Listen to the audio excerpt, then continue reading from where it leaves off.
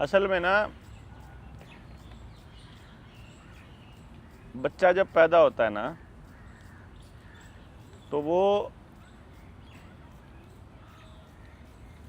मेरा एक पॉडकास्ट है मतलब एक्स्ट्रा मैरिटल अफेयर, वर्जिनिटी और शादी से पहले सेक्स के ऊपर, निशा शर्मा के साथ में। मैंने उसमें एक्सप्लेन भी किया थोड़ा सा, ज़्यादा तो नहीं, जितना कि मैं उसमें कर पाया, क्योंकि आज की जनरेशन कितना बर्दाश्त कर पाएगी उसके हिसाब से थोड़ा बोलना पड़ता है। वरना जो माँ है ना वो ज़रिया है कुदरत के सारे ब्रह्मांड के सारे ज्ञान के साथ उस बच्चे को जोड़ने का, और वो माँ के साथ जुड़ा होता है उस कॉर्ड के साथ। क्या बोलते हैं उस कॉर्ड को? हैं? एम्बिलिकल कॉर्ड, प्लेसेंटा ना।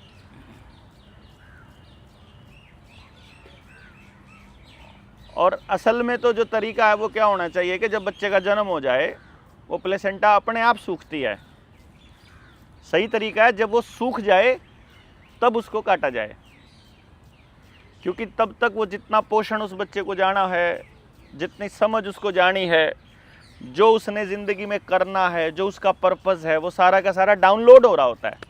जैसे आप कंप्यूटर में वो जो मतलब आप USB केबल लगाते हैं और उसी से फिर डाउनलोड होता है सारा डेटा। तो जब इस दुनिया में आता है तो माँ से जो कुदरत है वो माँ के ज़रिए उसको वो डेटा डाउनलोड करके देती है कि तुझे जीवन में करना क्या है, तेरा पर्पज़ क्या है, तू क्या है, कैसा है, वो सारा उसको बताने के लिए। तो वो डेटा ट्रांसफ़र होने से पहले ही काट देते हैं वो। तो जब हम डेटा ट्रांसफ़र होने से पहले उस कोड को निकाल लेते हैं किसी कंप्यूटर से, तो सारा डेटा करप्ट हो जाता है। तो बच्चे का जो ब्रेन है, बच्चा जो एक्चुअली वहाँ से सबसे पहला स्टेप होता है वो बच्चे को करप्ट करने का, ये डॉक्टर्स जो करते हैं। दूसरा स्टेप होता है उस टाइम पे बच्चे की जो आँखें हैं वो बंद होती हैं, और असल तरीका है कि उस बच्चे की आँखों पे रोशनी नहीं पड़नी चाहिए। अगर पुराने टाइम पे, दाई के टाइम पे आप देखोगे ना, जब बच्चा पैदा होता था तो घर के उस कोठड़ी में जहाँ बच्चा पैदा हो रहा है दिया भी नहीं जलाते थे। अगर जलाते थे तो उसके आगे कुछ रख देते थे, मतलब डायरेक्ट रोशनी उस बच्चे की आँख पे नहीं पड़नी चाहिए। ये हम बहुत ध्यान रखते थे। और आज के टाइम तो ऑपरेशन थिएटर के बिल्कुल ऊपर उस बच्चा आँख खोल ले और वो इतनी सारी लाइट उसके ऊपर पड़ जाए तो उसकी आँख ऐसे, हमारे ही आँखों में अगर वो लाइट पड़ जाए, सोचो आप, हम लेटे हुए हैं और ऊपर इतनी सारी LED एकदम हमारे आँखों पे पड़े। मोबाइल की LED बर्दाश्त नहीं होती हमारे से, और उस बच्चे के ऊपर वो इतनी LED एकदम से ऐसे बम्बार्डमेंट होता है। दूसरा अटैक उसके ऊपर वो होता है। तीसरा, वो जो माँ के गर्भ में है तब वो बिल्कुल सेफ है और एकदम सेफ्टी के मोड में है, जैसे परम आनंद जो होता है वहाँ होता है। बेशक हमारे को लगता हो कि वो वहाँ पर लिक्विड के अंदर है और पता नहीं कैसा फील कर रहा होगा, लेकिन एक्चुअली उसको कोई मतलब नहीं है दुनियादारी से, वो एक्चुअली परम आनंद में कनेक्टेड है वहाँ वो। और जब जैसे ही वो इस दुनिया में आता है, आते ही वो जो राक्षस है, फार्मा कंपनी का दलाल जिसको आप लोग डॉक्टर बोलते हैं, वो उसकी जांग में टीका ठोकता है। अब सोचो आप, कोई बच्चा अपने माँ के गर्भ में मस्ती में है, मौज में है, और वो कह रहा है मैं बिल्कुल सेफ हूँ, और वो बाहर आया है और उसने सांस लिया है, पहला सांस लिया है, रोना शुरू किया, चिल्लाना शुरू किया। माँ बाप उससे मिलने आए उससे पहले तो उसकी जंगा में वो टॉर्चर, वो ट्रॉमा उसको दे चुका होता है डॉक्टर। अब सोचो आप, वो जो एकदम बच्चा ऐसे मस्ती में है और डॉक्टर आए और उसको सुई ठोक दे, एकदम आप सोए हुए हो, आपको वैसे ही कोई चोटी भर ले तो ऐसा जी करता है मारे खींच के, ऐसे एकदम उसको झटका लगता है, ये क्या हो गया। ये उसको तीसरा ट्रॉमा होता है जो ये धरती दे रही है। यहां आने के बाद में, मतलब ये तो 2 स्टेप आए, 3 स्टेप आए ना, जो उसको करप्ट करने के आए, जो उसको खराब करने के आए। चौथा स्टेप आता है पहले 7 साल का। पहले 7 साल तक बच्चे को अपने सारे पहले के जन्म याद हैं और अपने जीवन का मकसद भी याद है, बल्कि तब तक तो सारा याद है जब तक उसने बोलना चालू नहीं किया। अगर माँ बाप उस बच्चे को बोलना ना सिखाएं, खुद से बोल ये पापा, बोल मम्मी, बोल ये क्या है, बोल ये लाइट, बोल ये पंखा, वो ना सिखाएं और नेचुरल ऑब्जर्वेशन पे छोड़ दें। उसको अपने आप ऑब्जर्व करके अपने आप देख ले, वो अपने आप कुछ बोलना चालू करे, अपने आप जबान से कुछ निकले, तो एक्चुअल नॉलेज उसके पास पहले से ही है, सारा डाउनलोडेड है। जो ध्यान की मुद्रा में आता है, जो ऋषियों मुनियों को आता है, जिन्होंने वेद लिखे हैं, वो नॉलेज दे के भेजता है परमात्मा। और फिर हम उसे शाणे माँ बाप फिर उसे समझाते हैं तुझे क्या करना है, what is good, what is bad, good boy, bad boy, good baby, bad baby, फिर वो हम सिखाते हैं ऐसे। चौथे नंबर पे हम करप्ट करते हैं। थोड़ी बहुत कसर माँ बाप छोड़ देते हैं तो फिर मास्टर जी रगड़ते हैं, फिर वो रॉकफेलर फाउंडेशन का बनाया हुआ सिलेबस थोपते हैं उसके ऊपर। बोल ए फॉर एप्पल, जैसे कि ए फॉर कुछ और नहीं हो सकता। बोल B for bat, B for ball, वो जैसे कि बी फॉर कुछ और नहीं हो सकता।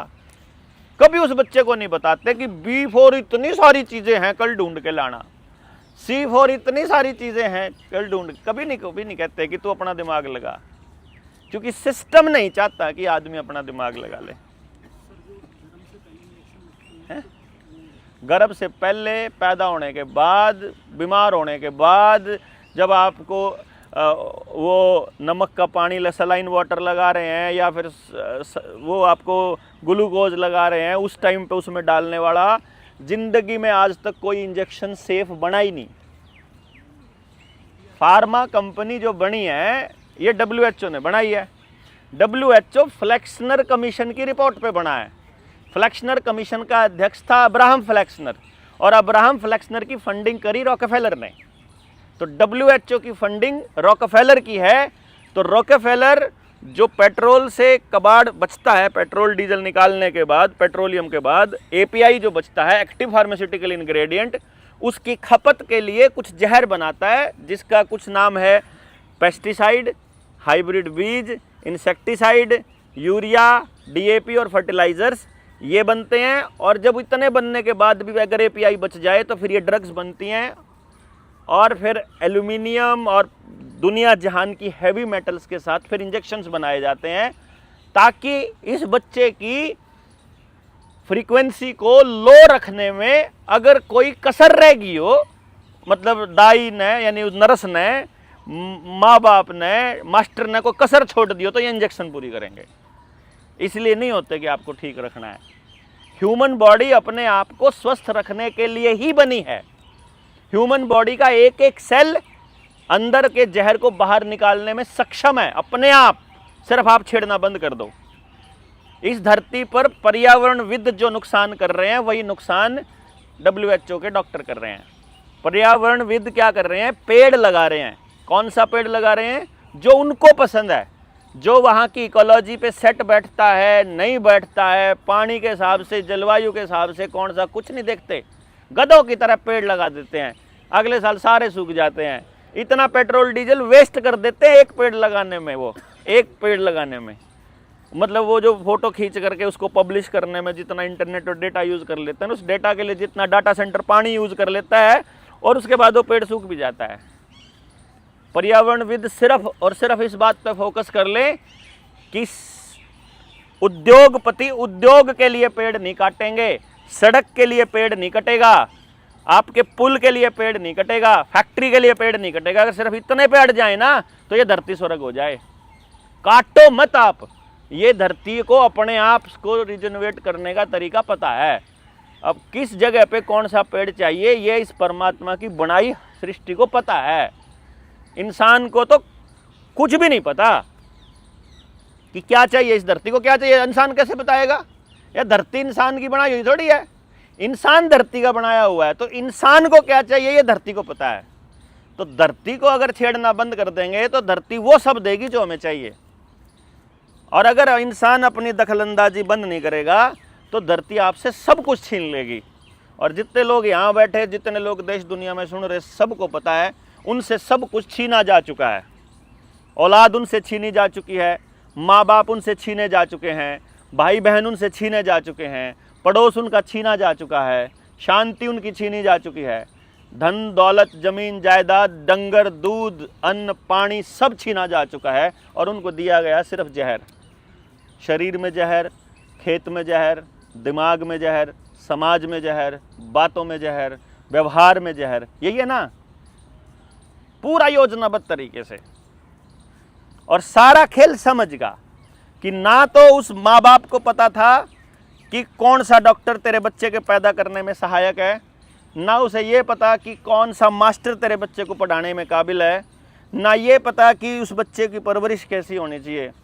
तो जो पहले 7 साल हैं वो उस बच्चे की पुरानी मेमोरीज सारी की सारी, जो आप कह रहे थे ना कि यहाँ आए हुए हर आदमी से ज़्यादा उसको पहले से पता है।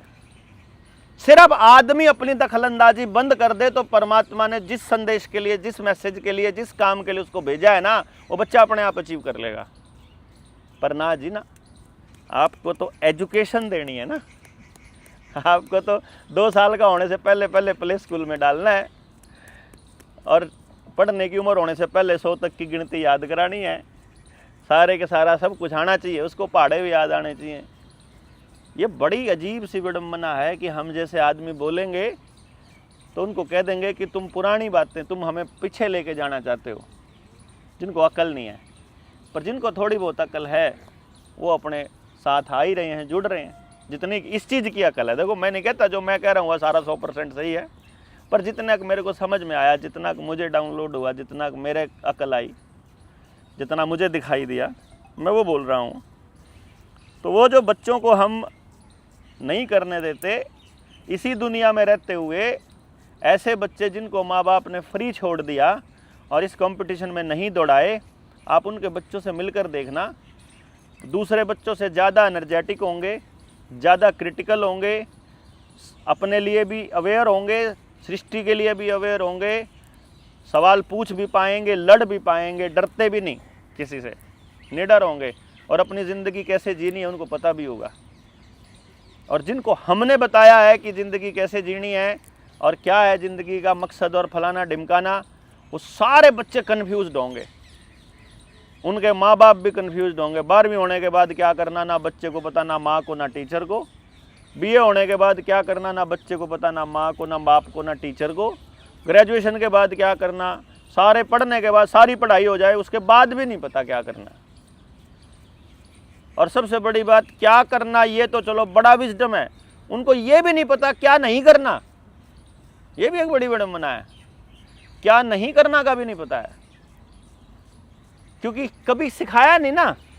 देखो आपके स्कूल में ऐसी कोई क्लास नहीं होती कि ज़िंदगी में अगर मान लो स्ट्रेस आ जाए तो क्या करना है।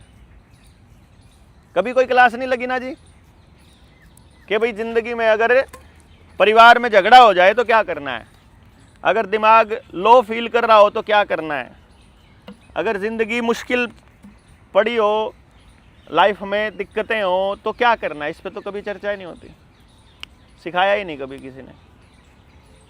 सिखाया क्या, मौका भी नहीं दिया अपनी अकल से कुछ भी डिसीजन लेने का। तो असल में जो मोर्चा करने जा रहा है, असल में जो हम लोग करने जा रहे हैं, यदि हमको समझ में आ गया तो हम और लोगों को समझाने चलेंगे। और समझ में आने के बाद, मतलब समझाने के बाद समझ में आने की शुरुआत होने में 3 साल लगेंगे। जैसे आज तो आपको ये पेड़ इतना बड़ा दिखाई दे रहा है, ये जब कभी उगा होगा धरती में बाहर आने से पहले, तब तो ये बीज रूप में तो छोटा सा ही होगा। उस वक्त तो किसी ने अंदाज़ा नहीं लगाया होगा कि इसके मतलब छाया के नीचे बैठ के कभी हम इतनी बड़ी मीटिंग कर पाएंगे, इतने सारे लोग इसके नीचे बैठ पाएंगे। आज किसी छोटे से पौधा छोटा सा, कभी सोच पाएंगे कि इसके नीचे बैठ के भी कभी कोई मीटिंग कर लेगा। अगर ये पेड़ ना हो तो हम उस पेड़ के बारे में नहीं सोच पाएंगे, क्योंकि ये पेड़ हमारे को एग्जाम्पल दे रहा है कि देखो ये भी कभी इतना ही था, आज ये हम सबको छाया देने के काबिल हो गया। तो आने वाले समय में जो हम पौधा लगाएंगे वो भी शुरुआत में इतना ही पतला, इतना ही छोटा, ऐसा ही होगा, लेकिन कभी आने वाले समय में अगली पीढ़ियां उसकी छाया के नीचे बैठेंगी। वो पौधा लगाने के प्रयास में हैं हम लोग। मतलब अगर कोई आपको ये सोचता हो कि भाई कल को दुनिया बदल देंगे हम, आज हम क्रांति कर देंगे। अपने वाली जो क्रांति है ना वो भीतर में होने वाली है। मतलब हमने किसी सरकार को नहीं गिराना, हमने कोई सरकार नहीं बनानी, हमने बस ये तय करना है कि मैं कैसे जीना चाहता हूं। मैं ये जीना चाहता हूं तो मेरे ऐसा जीने में कोई भी आदमी रुकावट कैसे, कोई भी संस्था, कोई भी सिस्टम उसमें रुकावट क्यों। मुझे मेरे तरीके से जीने दो ना। वो जो बच्चा पैदा हुआ है उसको उसके तरीके से जीने दो ना। कंपल्शन क्यों, यहीं बैठना जरूरी क्यों और यहां बैठना जरूरी क्यों नहीं। मतलब यहां बैठने में दिक्कत क्या। मान लो कोई आके अब कह दे यहां तुम पार्क में नहीं बैठ सकते, किसके बाप की जागीर है ये है? कौन तय करेगा कि 4 बजे से पहले तुम यहां नहीं आ सकते? क्यों तय करोगे तुम 4 बजे से पहले नहीं आ सकते? क्योंकि तुम यहां कोई घपला करते हो, वो दिख जाएगा दुनिया को, इसलिए नहीं बैठ सकते।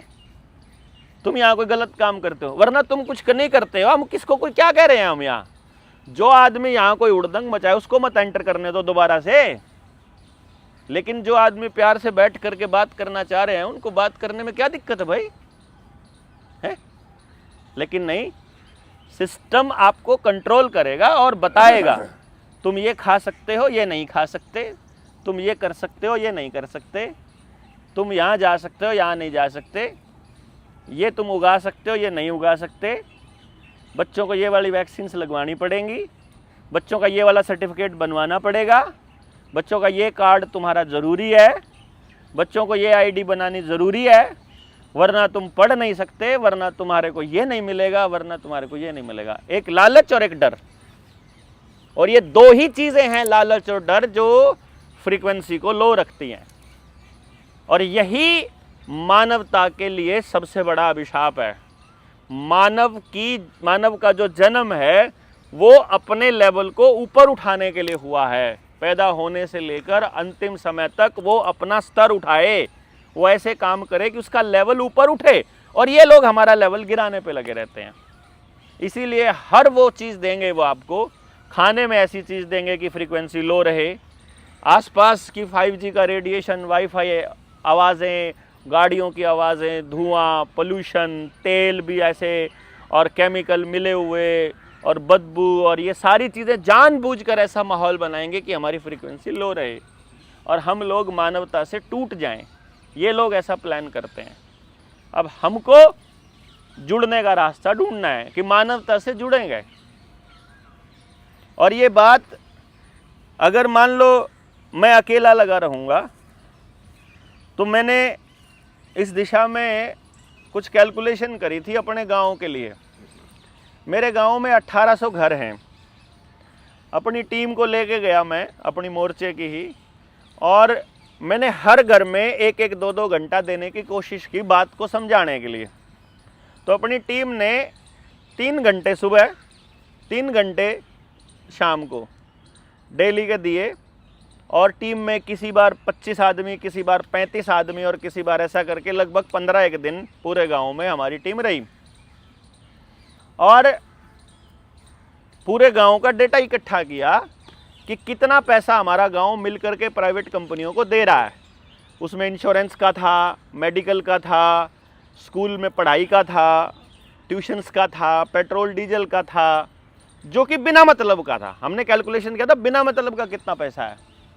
उसमें कैलकुलेशन आया था पढ़ाई के नाम पे जो पैसा हम बर्बाद कर रहे हैं वो लगभग 22 करोड़ है, 20 करोड़ एक गांव साल का।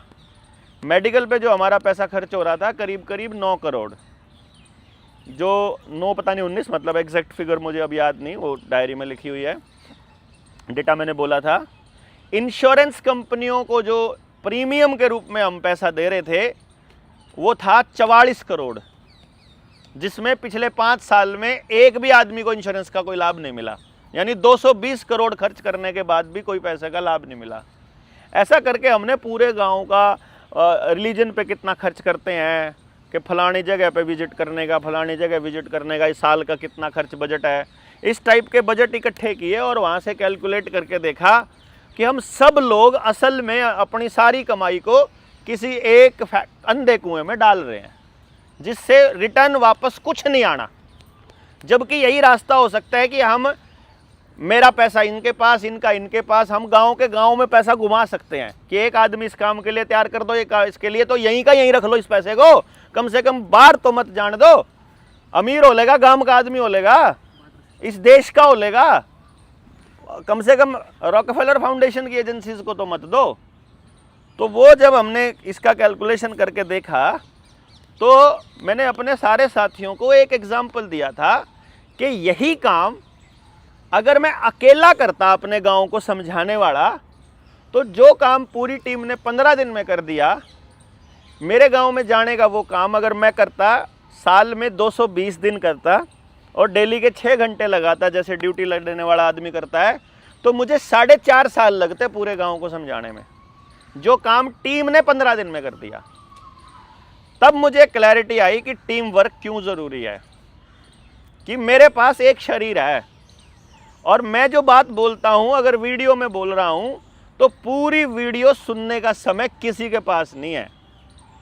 क्या हो गया, आप में से ज़्यादा करूंगा ना मैं, तो आप लोगों में से 5-7 लोग ऐसे मिलेंगे जो वीडियोस को पूरी सुनने का सब्र रखते हैं।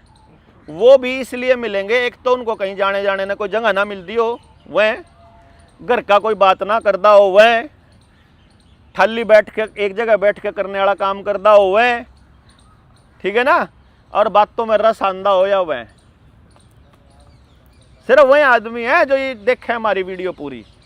जिसमें थोड़ी बहुत अकल है वो आदमी 2-4 वीडियो देखेगा और फिर उसके समझ में आ जाए, बात समझ में आ गई, ई बस इस पर वीडियो आई, अब फास्ट फॉरवर्ड करके थोड़ा करके देख लिया, चल भाई छुट्टी हो गया, बात खत्म। किसी के पास नहीं है टाइम, चाहे कोई कितना एक अंधा हो, मैं आपकी सारी वीडियो देखता हूँ, उसने न्यू भी नहीं पता मैं कहाँ डालता हूँ वीडियो, सारी तो कह तो देवा वो। परंतु बात यह है कि मुझे भी पता है कि वीडियो से ज्ञान नहीं मिलता।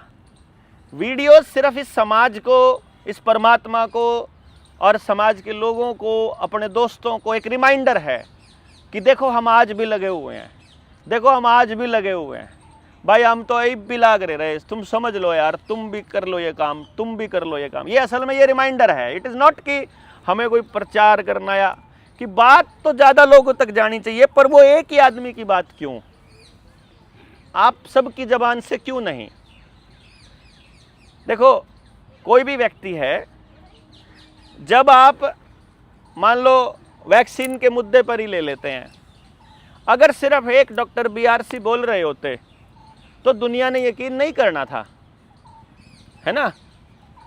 फिर कोई दूसरा डॉक्टर भी बोल पड़ा, फिर तीसरा डॉक्टर भी बोल पड़ा, फिर अमेरिका से डॉक्टर भी बोल पड़े, फिर 6000 डॉक्टरों ने यूरोप से इस्तीफ़ा दे दिया, नर्सों ने, हेल्थ कर्मचारियों ने, कि भाई हम नहीं करते काम, तुम तो ये मास मर्डर कर रहे हो।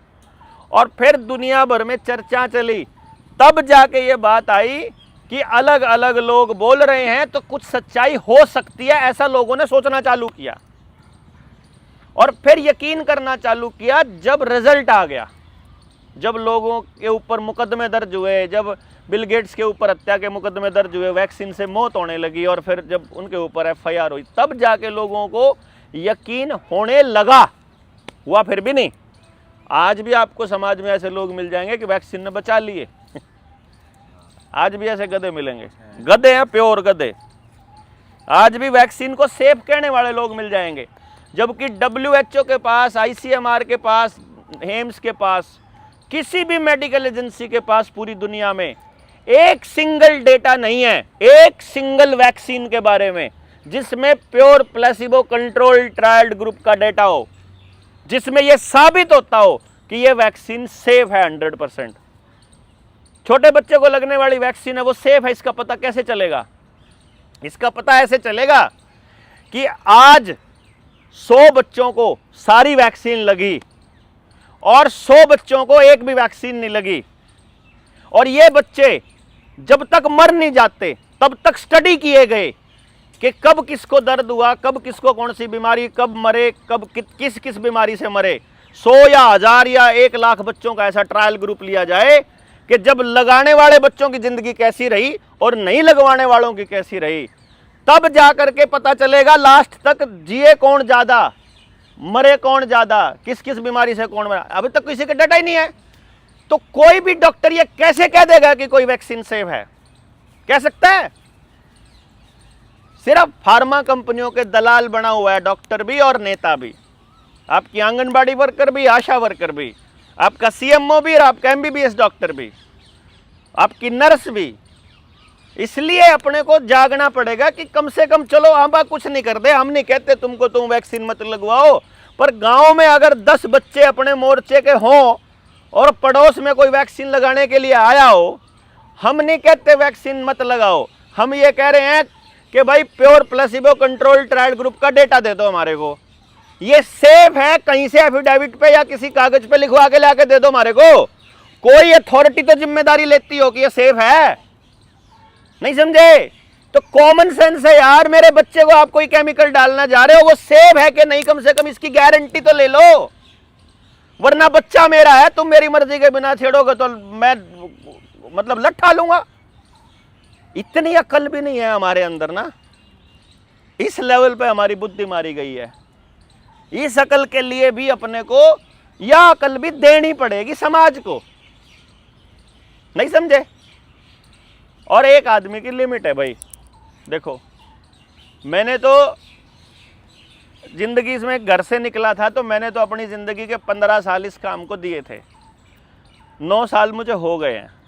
2016 में लगा था घर छोड़ के, अपना इंस्टीट्यूट बंद करके सब कुछ करने। आप तो मुझे बहुत टाइम, कोरोना से बहुत पहले से जानते हो, ये तो आज के नहीं जानते, इसी काम पे हैं हम, केवल जागरण पे। और बहुत से लोग हैं जो जानते हैं, बहुत से लोगों ने हमारे को सिर्फ कोरोना में ही देखा है कि ये कोरोना में लड़ रहा था, ये मास्क वाली वैक्सीन वाली बातें, वो तो बहुत बाद की बातें हैं। किसान आंदोलन में परमानेंट था मेरा, बॉर्डर पे मेरा टेंट था परमानेंट, मैं घर गया ही नहीं किसान आंदोलन में 13 महीने। और किसानों को भी समझा समझा के पागल हो गया कि ये बिल बैक डोर से आएंगे, इनके वापसी की लड़ाई मत लड़ो, ये जब वापस हो जाएंगे उसके बाद की लड़ाई पे बात कर लो, उस पर काम कर लो। एमएसपी की लड़ाई गलत है, एमएसपी में जो तुम पैसा मांग रहे हो वो सच्चा है कि झूठा, इसकी लड़ाई लड़ लो। वो फ्रॉड है यार, डिजिट है, खाते में कर देंगे ट्रांसफर, आपके 4000 कर देंगे, 5000 कर देंगे, और 4000 रुपए में एक ब्रेड का पैकेट आएगा, फिर क्या करोगे? हैं? अगर मान लो आपके खाते में 50 लाख पड़ा है, वेनेजुएला में हुआ, 2019 की बात है, 7 ही साल तो हुए हैं, ये सारे लोग, कोई भी नहीं है यहाँ जो मतलब 30 साल से छोटा, तो कोई बहुत कम बच्चे हैं, बाकी तो 2019 में 7 साल पहले वेनेजुएला ने 10 लाख रुपए का नोट छाप दिया, और वो 10 लाख रुपए का नोट छपने के बाद मार्केट में जब आया, 10 लाख रुपए में आधा किलो चावल मिलता था। कर लो 10 लाख रुपए का, क्या करोगे? 10 करोड़ रुपए होंगे तो कितना लोगे? 5 किलो चौड़ है मतलब 50 किलो चौड़ आएंगे 10 करोड़ में। तो ऐसे आपको एमएसपी देने में क्या दिक्कत है उनको, फर्जी नोट खाते ट्रांसफर करने में? बताओ, आपकी जमीन का रेट 50 करोड़ देने में क्या दिक्कत है उनको?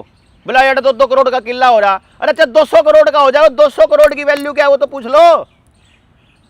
अगर उसका कोई मानक नहीं तो कोई वैल्यू नहीं है उसकी, खाली डिजिट है तो उसके पीछे कुछ नहीं रखा। पर इतनी अक्ल ही नहीं है अपने को, हमारी मेहनत की वैल्यू तो है लेकिन अपने सामान की कोई वैल्यू नहीं।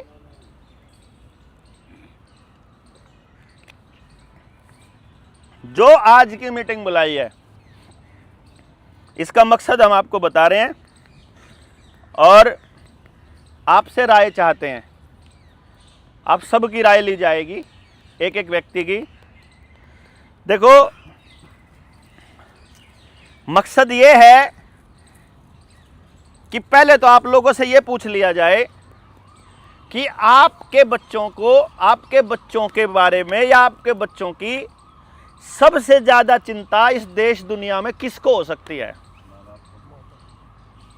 आपको खुद, यानी जो माँ बाप है उन्हीं को। तो आपके बच्चों के बारे में सबसे ज्यादा अच्छा कौन कर सकता है? खुद करके रहे आप, पता ही नहीं ना। इसका मतलब ये हुआ अगर आपको नहीं पता तो जी गांव के सरपंच को भी नहीं पता,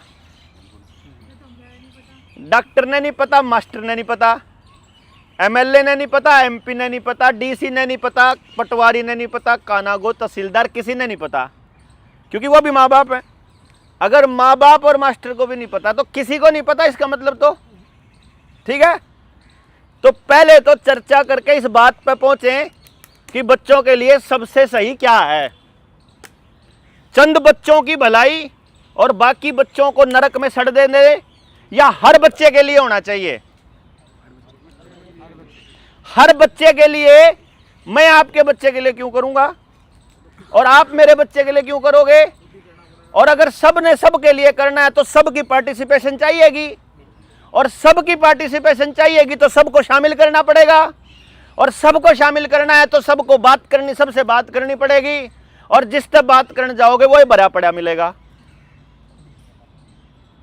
अगर आप रिजर्वेशन वाले हो और बात करने जाओगे जनरल कैटेगरी वाले से, तो जनरल वाला बोलेगा तब मारा खान लग रहे, और अगर आप जनरल वाले हो और रिजर्वेशन वाले से जाओगे तो वो कहोगे तुमने हमारा हजारों साल तक शोषण किया है।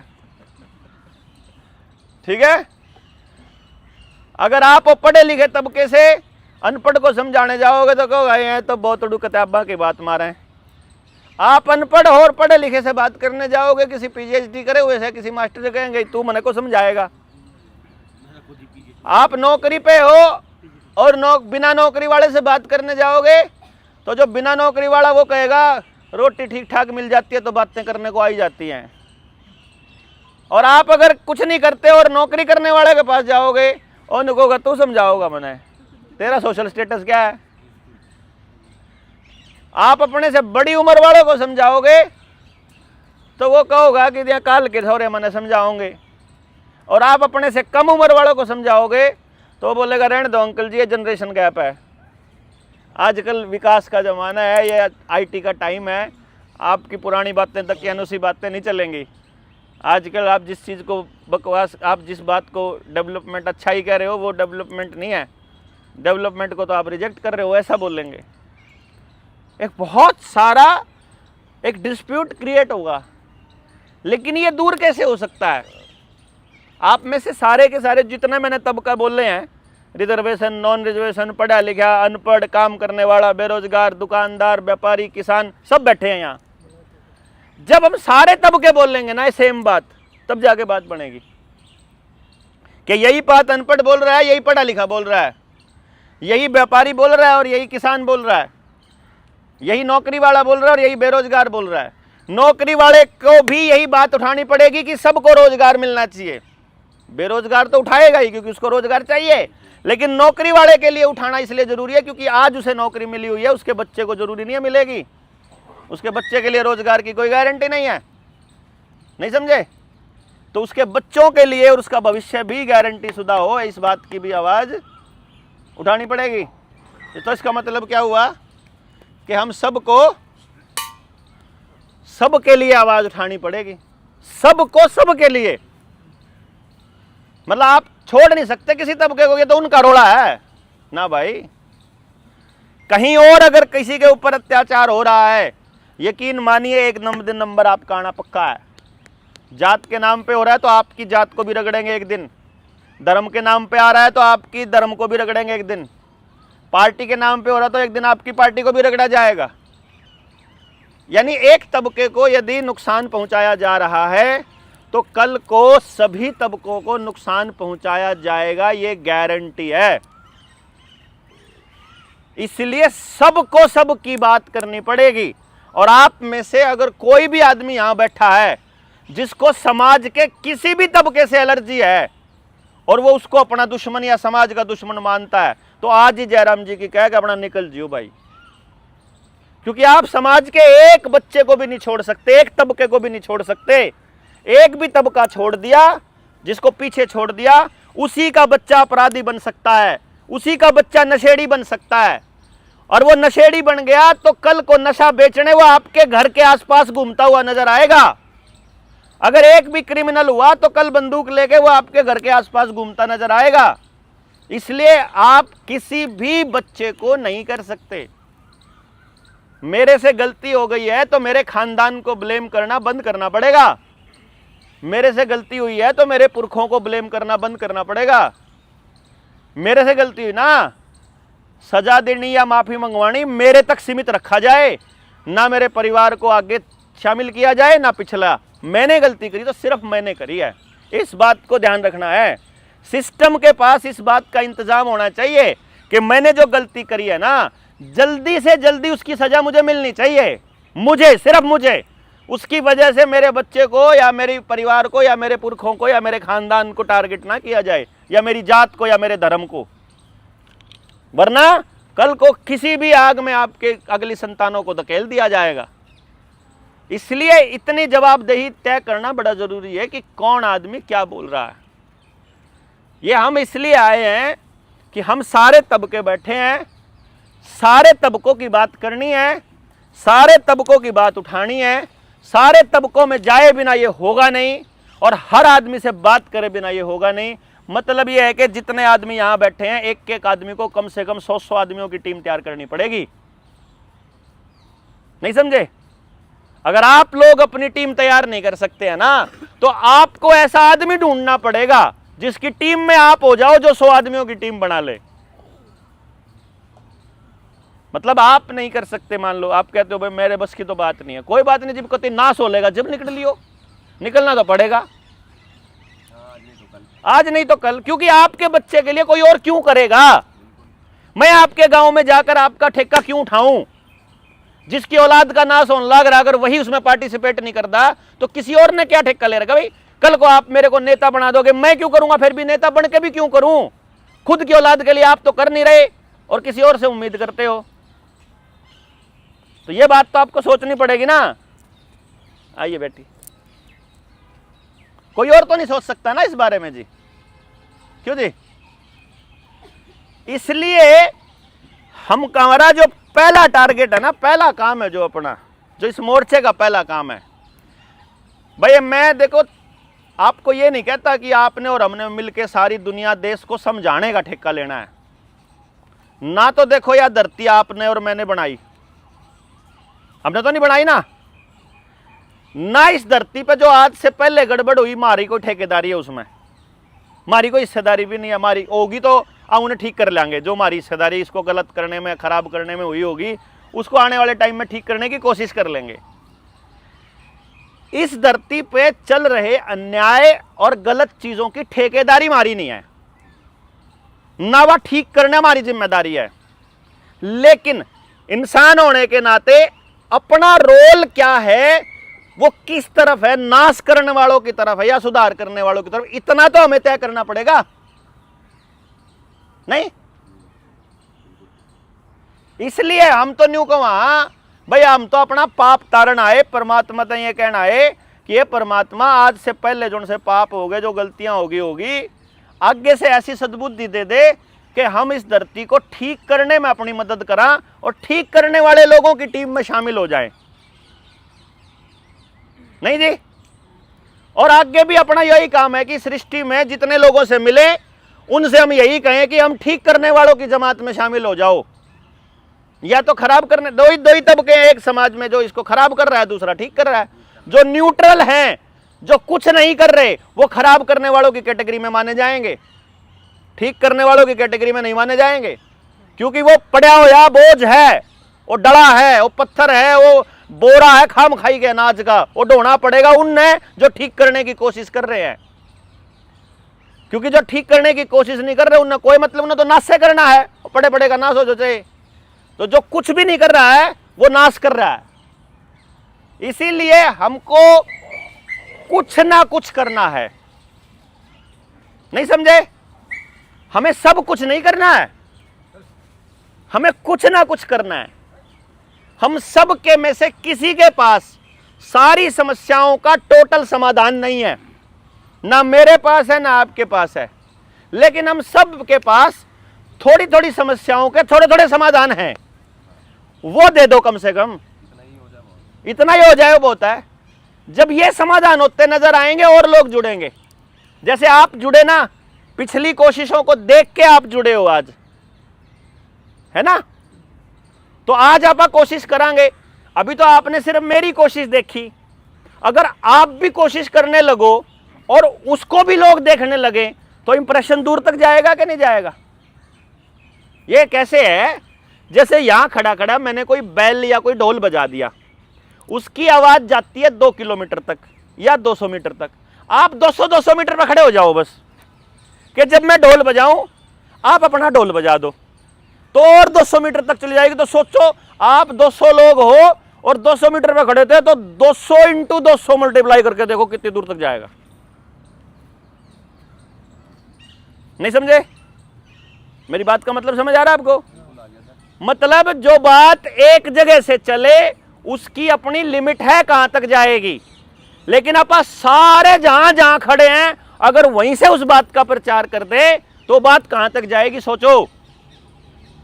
इसलिए हमने ये प्लान किया है कि भाई हम लोग सबसे पहला टारगेट लेंगे हरियाणा को, और आपके पास मौका है अपनी धार तेज करने का, उस तरह की तलवार की जो कुछ भी आपने यूज करना है, पेन की, क्या कलम की, क्या की भी। एक कहावत है ना कि सिक्खत नाई कर कटा जाट का। वो सीखे अपना आगे तो जाट के न बैठना, तो जब डाडी बनांदा हो तो सीख दड़ो दो, काटेगा तो जाट के ना काटेगा ना, और वो सीख देगा। तो ये हमारे पास यो है कि फेलियर की तो ले लूंगा मैं जिम्मेदारी। मान लो अपना फेल हो गए तो मेरी जिम्मेदारी थी, मैंने शुरू करा था खाम खाई का पंगा, फेल हो गए तो मेरी जिम्मेदारी, मैं उन्हें तैयार हूं लेने को फेलियर की जिम्मेदारी। और फेलियर होगी और उससे कुछ सीख लिया आप लोगों ने, उसने यूज कर लो आप।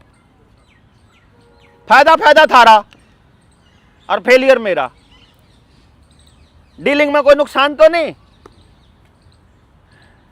है कि नहीं? इसीलिए कोई ने कहा भाई देवेंद्र तू इतने सारे मुद्दे ठारा, तो बताना कौन सा मुद्दा मानवता के खिलाफ है। अगर सारे मानवता के लिए है तो सारे पे बोलना पड़ेगा, और अगर सारों पे बोलना पड़ेगा, मैं तो सारों पे नहीं काम कर सकता लेकिन बोलना पड़ेगा। तो बोल रहा हूं और कर कुछ नहीं पाऊंगा तो फेलियर की गारंटी है। और वैसे भी तो आपने अपने बच्चे को ऐसे एजुकेशन सिस्टम में डाला हुआ है जहां 99.9% फेलियर की गारंटी है। तो मैं और फेल हो जाऊंगा तो क्या फर्क पड़ रहा है? एक जना और फेल हो जाएगा, सारी दुनिया होने लग रही है। तो अपने को कोई टेंशन नहीं है, अपने को फेलियर से दिक्कत नहीं है। हमको दिक्कत है काम ही नहीं करा, कुछ कोशिश ही नहीं करके देखी कुछ। कम से कम फेल होएंगे, अगली जनरेशन को ये तो बता देंगे कि न्यू ना करियो, न्यू फेल हो या करें। ये वाला ट्राई करके देख लिया एक तार तो बड़े ने किसी ने हैं।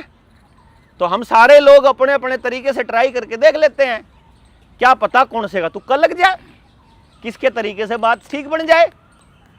तो हम सारे मुद्दों पे, और ये मुद्दा आप तय करोगे अपना, आपको कोई ना कोई मुद्दा अपना चूज करना पड़ेगा अपनी पसंद का। कोई एक मुद्दा कर लो चाहे सारे कर लो। जल जंगल जमीन जानवर रोटी बेटी माटी खेत खेड़ा खाप शिक्षा स्वास्थ्य न्याय राजनीति खेती धर्म, जिंदगी से जुड़े सारे मुद्दे पैदा होने से लेकर आखिर तक किसी एक मुद्दे पे तो आपका इंटरेस्ट होगा। भाई मैं एजुकेशन पे काम करना चाहूँ, मैं रोजगार पे करना चाहूँ, मैं ड्राइवरा पे करना चाहूँ, मैं पक्षियों पे करना चाहूँ, मैं पेड़ पौधों पे करना चाहूँ, मैं खेती पे करना चाहूँ, मैं डांगरा पे करना चाहूँ, मैं पंचायती सिस्टम पे करना चाहूँ, मैं बेटियों के लिए करना चाहूँ, मैं न्यायालय पे करना चाहूँ, या मैं जिस भी मुद्दे पे यार आपका धर्म क्या में इंटरेस्ट, आपका राजनीति में इंटरेस्ट है, मैं राजनीति पे करना चाहूँ। जिसका जिसमें इंटरेस्ट है अपना इंटरेस्ट तो बताओ आप क्या करना चाहो। और ये मेरा इंटरेस्ट नहीं, अपना इंटरेस्ट देखना है आपको, मेरे हिसाब से नहीं चलना, आपके हिसाब से आपको तय करना है। और इतने सारे लोग आपस में मिला दिए हो, अपने अपने इंटरेस्ट के मनसा ने टोलो इनमें तय। आपने मेरे साथ नहीं जुड़ना, अपने अपने टेस्ट के मानसटों का आपस में जुड़ना है। क्योंकि ये समाज का सत्यानाश हुआ कि जो खड़ा होकर माइक पे बोलने लग गया सारे उस गेल जुड़ गए और उन्हें सारे बेच दिए, माइक वाले ने सारे बेच दिए, क्योंकि पावर सारी आपने उससे दे दी। अपने मोर्चे में ये ट्रेंड है, पावर सारी यहीं रहनी चाहिए। इसीलिए एक आदमी के पास 30 आदमियों से ज्यादा की पावर नहीं रहेगी। ना मेरे पास 30 से ज्यादा की पावर रहेगी, ना आपके पास 30 से ज्यादा की पावर रहेगी। तो ना तो आप बेच सकते इस मोर्चे ने, ना मैं बेच सकता। और आपका भी उतना ही जितना मेरा। जब कोई मेरे से पूछेगा कि अब जैसे धीरू भाई अंबानी की वोट कितनी डाल सके, वो एक, नरेंद्र मोदी कितनी डाल सके एक है, और मैं कितनी डाल सकूं एक। तो पॉलिटिकली अगर ताकत देखी जाए तो मेरी धीरू भाई अंबानी की बराबर है। धीरू भाई की औलाद की कहूं, धीरू तो बद मर लिया, समझे नहीं बात आप? अब इस बात को प्रैक्टिकल कैसे करें, लेकिन ऐसा प्रैक्टिकल नहीं है। देखो क्योंकि नरेंद्र मोदी जब बोलेगा तो जो लोग उसको फॉलो करते हैं वो सारे के सारे गधों की तरह पीछे हो लेंगे। जो राहुल गांधी को फॉलो करते हैं गधों की तरह उसके पीछे हो लेंगे। जो मेरे को फॉलो करते हैं गधों की तरह मेरे पीछे हो लेंगे। तो फॉलो नहीं करना। बोला जी मैं आपका बहुत बड़ा फैन हूं, फैन सिस्टम काट दो। फैन भून नहीं बनना, ना फॉलोअर बनना, ना पीछे चलना। ना आपको पीछे लगाने के लिए यहां बुलाया, ना फैन बनाने के लिए, ना फॉलोअर बनाने के लिए। साथ चलने और साथ लेके चलने के लिए बुलाया। आप कोई शौक है पीछे चलने का, जिम्मेदारी से भागने का, तो उसमें मेरी क्या गलती है भाई? क्योंकि पीछे सिर्फ जिम्मेदारी से भागने वाला रहता है। पीछे कौन रहता है कि जब भागना पड़े तो पाछे भाज लूंगा, वही तो पीछे रहता है ना। हमने देखा है यहां इकट्ठे हुए हैं, ईब कहता चल डीसी का ज्ञापन देने चल लेंगे। बोलो भाई कौन कौन सहमत है? ऐसे करके 8 ठा लेंगे, सारे ठा लेंगे और चलने लगेंगे। तो कोई केड़े लेने रुक जाएगा, कोई बाड़ बाण रुक जाएगा, कोई पानी पीने, कोई बाथरूम करने, कोई कुछ। और उड़ जाके देखेंगे 5 मानस पाओगे, बाकी सब जालिए। ये खेल खेलते हैं, ये हमने देख लिए, खेल लिए। तो हमने किसी के मुखालफत में, किसी के खिलाफ कोई आंदोलन नहीं करना। हमने अगली जनरेशन को बचाने के लिए पुनर्निर्माण की दिशा में काम करना कि मेरे को मेरे बच्चे के लिए कैसी एजुकेशन चाहिए, मेरे को मेरे बच्चे का कैसा जीवन चाहिए, मुझे मेरे बच्चे के लिए कैसा खाना चाहिए, मुझे मेरे बच्चे के लिए किस तरह का समाज चाहिए, ये मैं तय करूंगा। और ये मैं तब तक तय नहीं कर सकता जब तक आप तय नहीं करते कि आपके बुक का कैसा चाहिए। आप कहते हो मैंने गुंडों का चाहिए, मैं कहूँ मैंने तो नहीं चिंता, गुंडों का मन तो प्यार से रहने वालों का चाहिए। किसी ने गुंडों का चाहिए? किसी को चाहिए? नशेड़ियों का चाहिए। और जिनके बच्चे नशा बेच रहे हैं उनको भी नहीं चाहिए नशेड़ियों का, लेकिन फिर भी नशा बिक रहा है। यो है रोड़ा। जिनके घर में बदमाश हैं, पिस्तौल ठाए घूमे हैं, उनको भी बदमाशों का समाज नहीं चाहिए, फिर भी बदमाश हैं समाज में। यो है रोड़ा। क्योंकि जिनको नहीं चाहिए वो लोग यहां जैसी मीटिंग में तो बोल देते हैं लेकिन करते नहीं उसके बारे में कुछ। यो है पंगा सारा। तो मैं यो जो बात हम करने आए हैं ये इसलिए आए हैं कि जी देखो हमारे पास 2 चॉइस हैं। या तो हम ऐसे ही मीटिंग खेल दे रहे, फिर और 2-4 महीने में और मानस जोड़ गए, फिर एक बड़ा सा कोई रैली, कोई बड़ी सी सभा, कोई बड़ा सा सेमिनार इस टाइप का कर दे रहे वहाँ, और थोड़ा सा न्यू फील होता रहा कुछ तो कर रहे हैं, कुछ तो कर रहे हैं। और अपना आत्मसंतुष्टि के लिए कि भाई जितना बस का था उतना तो करा है।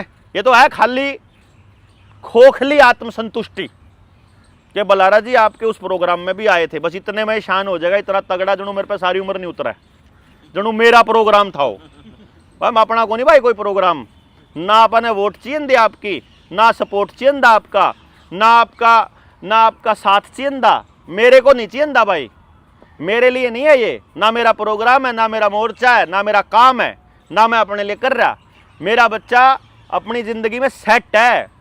मेरा ना मैं अपने बच्चे के लिए इतना तो है कि वो सेफ रख सकूँ मैं उसने, ना मैंने पैसे चाहिए, जितनी पावर मैंने चाहिए उतनी मैं तब भी एक्सेस कर सकूँ था जितना कि मतलब एक MLA MP बनने के लिए 20 डेडिकेटेड मानस चाहिए, मेरे पे 20 तो होंगे हैं। मतलब कोई सौदा नहीं है ये जिस चीज़ के लिए लोग फिरते हैं। मेरी तो इलेक्शन मैनेजमेंट कंपनी आया कर दी, तो मेरे को नहीं चाहिए, मना अपने बच्चे के लिए भी नहीं चाहिए, मना उसका अगली संतान का खतरा है। मतलब मैं अपनी तीसरी पीढ़ी का प्लान करके चल रहा कि उसके लिए कैसा समाज छोड़ के जाएंगे। और हम आज की भी नहीं सोच रहे, जिनकी मान लो कईयों की तो आज की हालत खराब है, मेरी तो आज की कोई हालत खराब नहीं भाई। ना मेरे परिवार में कोई झगड़ा, ना मैं घर के ना काट रखा। मेरे घर के मतलब हम तीनों के 500 साथ तो मेरे मम्मी पापा, मैं मतलब मेरी पत्नी, मेरा बेटा, हम आराम से बैठे रह सका इकट्ठे। मारे में कोई ऐसा जूत बाजन वाला काम है नहीं कि मैं काट रखा हूँ किसी ने। पहले में था घर तबाज गाया हुआ टाइप का, लेकिन आज नहीं। सब कुछ ठीक है फिर भी बहुत दौड़ रहे हैं। तो इसका पर्पज़ ये है कि भाई हमको भविष्य में ये दिखाई दे रहा है कि यदि ऐसा ही हालत रहा और हमने कुछ नहीं किए तो हालात खराब होंगे, खराब भी होंगे आगे। क्योंकि देखो गृह युद्ध हमारी वेट कर रहा है, युद्ध भी वेट कर रहा है, टोटल कंट्रोल आ रहा है। आपको इतना पता होना चाहिए कि बदलाव तो होगा, मौजूदा व्यवस्था बदलने वाली है। आपको तय करना है उनके हिसाब की व्यवस्था बने या अपने हिसाब की बनानी है। वो लोग कैसी एजुकेशन चाहते हैं कि वीआर वाले चश्मे सब बच्चों को मिल जाए, वर्चुअल रियलिटी वाले, सब बच्चे चश्मा लगा के घर में ही स्कूल में होने की फीलिंग लेते रहें, रोबोट से सवाल पूछ लें, जो रोबोट बता दे उसी को सच्चाई मान लें, एआई के हिसाब से चलते रहो। वो तो चाहते हैं ऐसा। अभी नहीं हुआ, अभी हुआ नहीं। वो चाहते हैं हर बच्चे के लिए कंपलसरी हो जाए, जिस दिन सबका आधार, सबकी प्रॉपर्टी आईडी, सबकी अपार आईडी, सबका पानी आधार के साथ, सबकी बिजली आधार के साथ, सबका मोबाइल आधार के साथ जुड़ गया, जिस दिन आपका सब कुछ आधार के साथ जुड़ गया, उस दिन कह देंगे वो। तो वो चाहते हैं कि आपकी औलाद जो है वो आपकी ना रहे, आपके पास कुछ भी आपका ना रहे। जैसे सोचो आप, आज से 20-30 साल पहले आपके पास क्या होता था? टेप रिकॉर्डर होता था। टेप रिकॉर्डर में क्या होता था? वह कैसेट एक बार ले ली, जिंदगी भर सुनते रहो, कोई दिक्कत नहीं। आज के टाइम पे है कहीं कैसेट टेप रिकॉर्डर? नहीं है।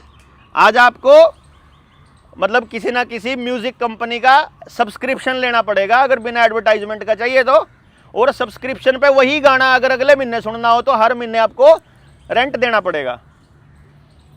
पहले फिल्में एक बार ले ली जिंदगी भर देख सकते थे, आज के टाइम पे आपको हर महीने पे करना पड़ेगा अगर आपको दोबारा देखना है तो।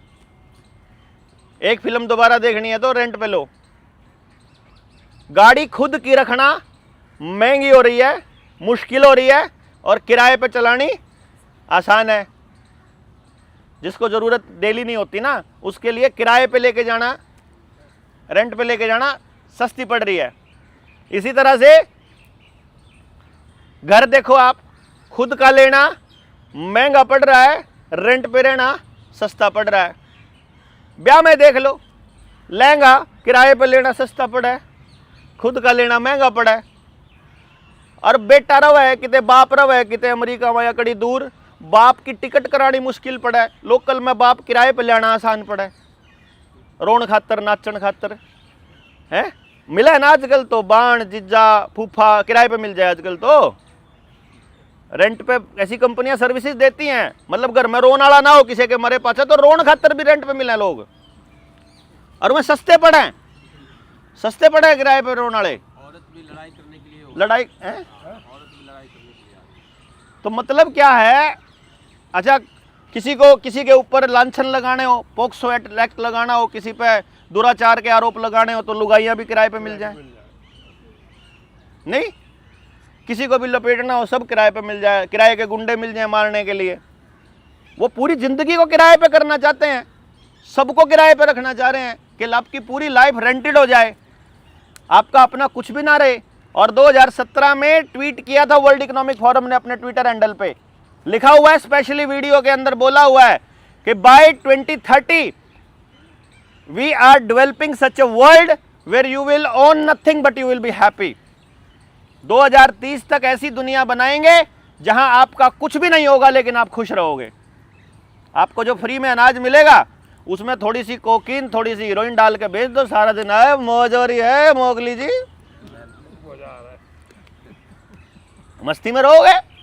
नशे में होगे तो ही आप मस्ती में खुश रह सकते हो बिना कुछ हुए। फ्री की आदत मोदी जी ने डाली दी है। तो इसलिए मैं इसको ऐसे मान के चला हुआ हूं, इस चीज को आप ऐसे मान के चलिए कि वो एक दुनिया बनाना चाहते हैं जैसा वो आपको रखना चाहते हैं।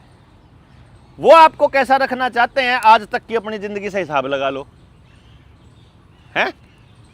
क्यों जी भाई, जैसी आज तक की जिंदगी है।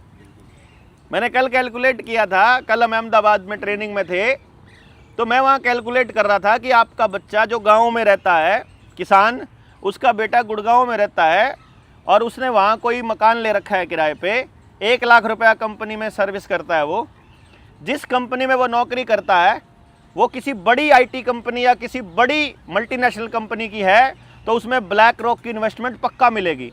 ब्लैक रॉक की इन्वेस्टमेंट का मतलब है रॉकफेलर फाउंडेशन पक्का मिलेगा।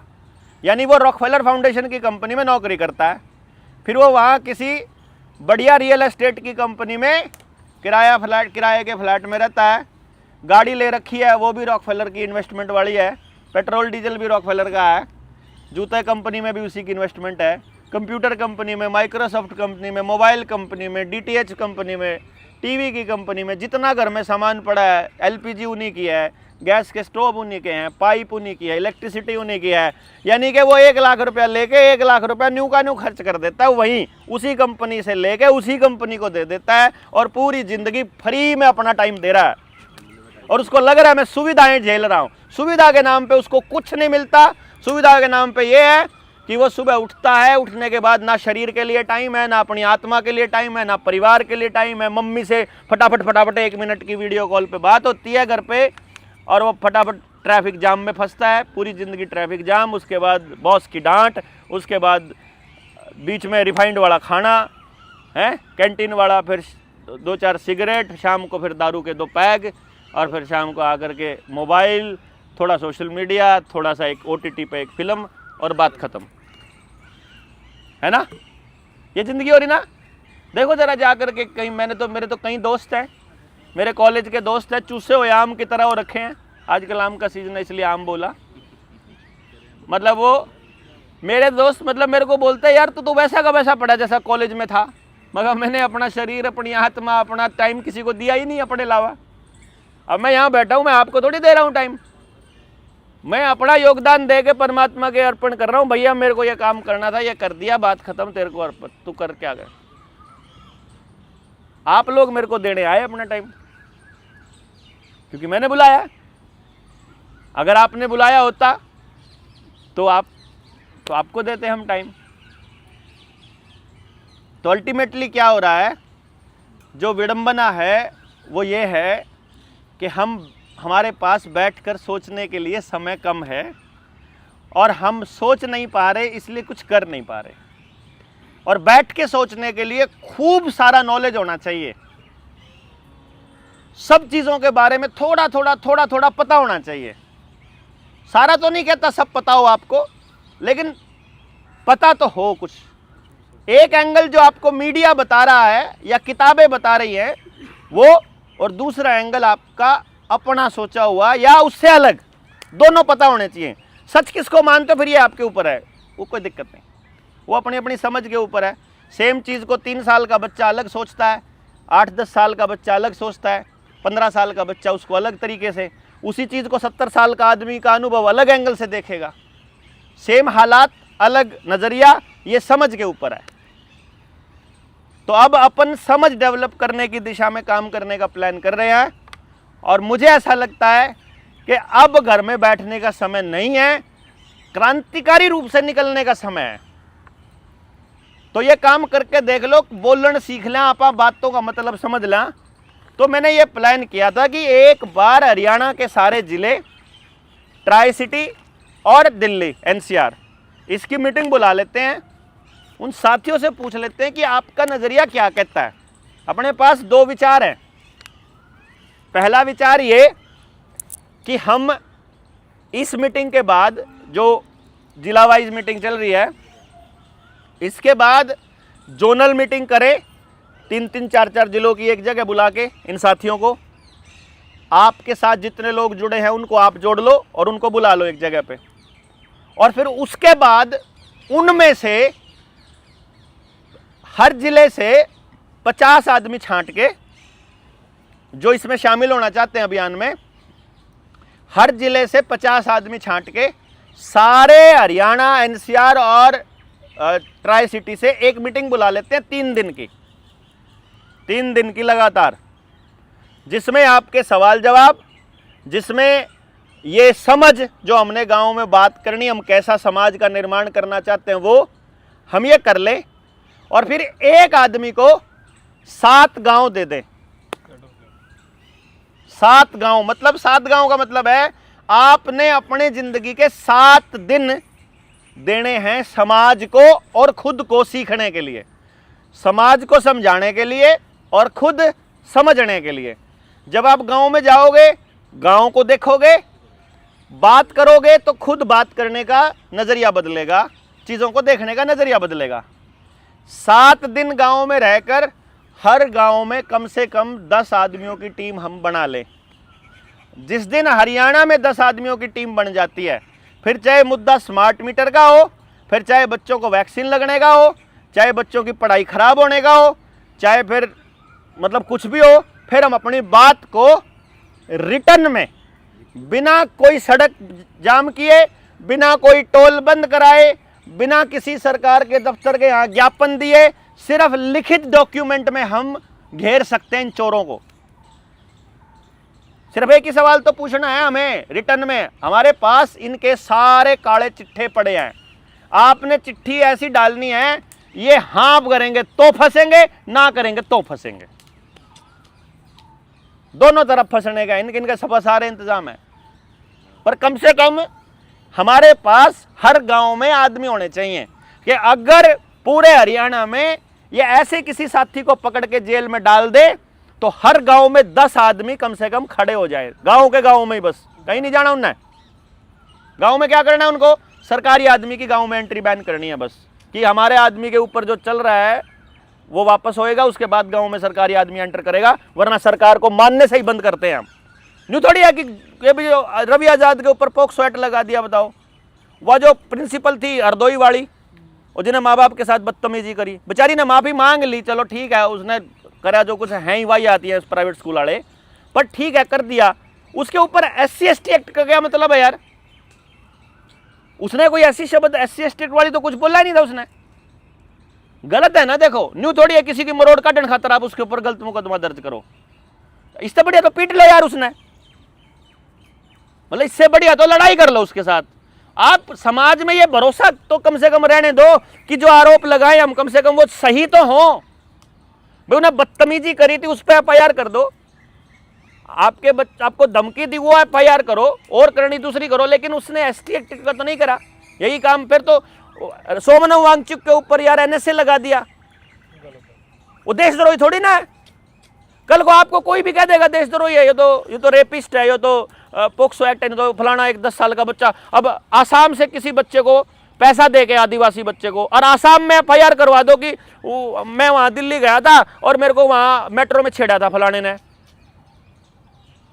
अगर 18 साल से कम उम्र का बच्चा है और वो आरोप लगा दे कि छेड़ा था, बिना किसी जांच के आपके ऊपर पोक्सो दर्ज होगा, बिना किसी जांच के आपको अंदर रखेंगे और 6 महीने तक अंदर रख ले। क्या मतलब है यार? ये गलत है ना। क्योंकि देखो, एक्सीडेंट हो जाए अगर हमारे ट्रक का, तो ट्रक ड्राइवर की जगह पे गरीब इलाके से जहां पर पैसा नहीं होता है, वहां से 10,000 रुपये सैलरी में इल्जाम लेने वाले आदमी को ले आया जाता है किराए पे, जो जेल भुगत लेता है, उसकी जगह पर तेरे बच्चों की पढ़ाई का खर्चा हम दे देते हैं। अमीर लोग ऐसा करते हैं, पैसे वाले लोग करते हैं कि नहीं करते हैं? तो अगर वो इल्जाम लेने वाले लोगों को किराए पे ले सकते हैं, तो इल्जाम लगाने वालों को भी तो किराए पे ले आ सकते हैं। वो ऐसे तो किसी पे भी इल्जाम लगा दिया जाएगा तो गलत है ना भाई। चलो आज हमारे ऊपर नहीं लगा तो इसका मतलब जायज नहीं कह सकते ना। चाहे राजा रजवाड़े के टाइम पे होता हो, चाहे 50 साल पहले, चाहे 200 साल पहले होता हो, आज हम ये कह रहे हैं आज के बाद तो कम से कम बोलना चालू करें। आज इसलिए ज्यादा से ज्यादा किया जा रहा है ना, ताकि हम आम आदमी बोल ही ना पाए, इसी चीज से डर जाता है आम आदमी। देखो हम क्या कह रहे हैं, हाँ अब डर की बात कह दी।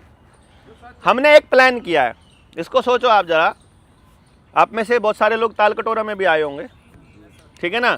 हमने वहाँ भी अनाउंस किया था, हम फिर से अनाउंस कर रहे हैं। मोर्चे में हम पहली लेयर बना रहे हैं 1000 आदमियों की। जो लोग उस ट्रेनिंग के बाद गाँव में उतरेंगे वो पहले 1000 लोग हैं हरियाणा से। जो बाहर वाले हैं वो भी उसमें अभी फिलहाल वाली में काउंट होंगे।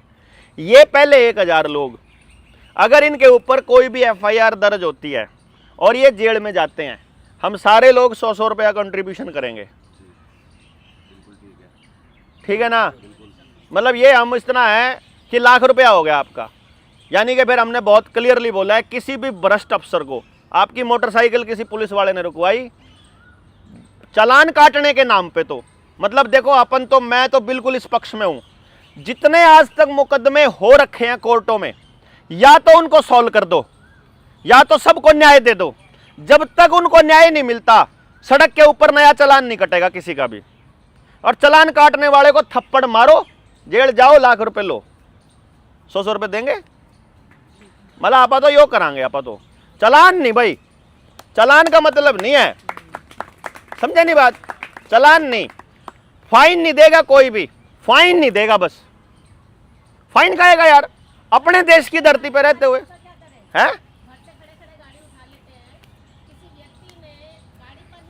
घर पे खड़े खड़े जो गाड़ी उठा लेते हैं, गाड़ी पे लोन लिया है, जो उठा के ले गए ना, उन घर वालों की समस्या है कि उनको इतनी अक्ल नहीं है कि घर से गाड़ी उठाई ही नहीं जा सकती। तो समझ नहीं तो गलती उनकी है ना। देखो जिनकी समझ नहीं है उसकी सिरदर्दी अपनी नहीं है, जिन्हें समझ लेनी यहाँ आओ मोर्चे में, 3 दिन की ट्रेनिंग होती है, समझ देते हैं, हिम्मत भी देते हैं, इतने लोग भी देते हैं। अपने लोग जोड़ो, ठेकेदारी हमने लेनी उनकी जो घर बैठे, ना लेनी आपने जो यहाँ आए हुए हैं, जिनसे यहाँ आए हुए हैं बिना मतलब की ठेकेदारी किसी की नहीं लेनी। दुनिया में दुखी लोग बहुत हैं, दुनिया में बेरोजगार बहुत है, कोई और सड़क पे पुलिस वाले को थप्पड़ मार के जेल जाएगा, उसको नहीं देते हम लाख रुपए। जो समझ के साथ समाज की लड़ाई लड़ने के लिए अगर कोई कुछ इस तरह का करता है जिसमें ये दिख रहा है कि ये सोसाइटी के लिए आवाज उठा रहा था बंदा, तब है ये।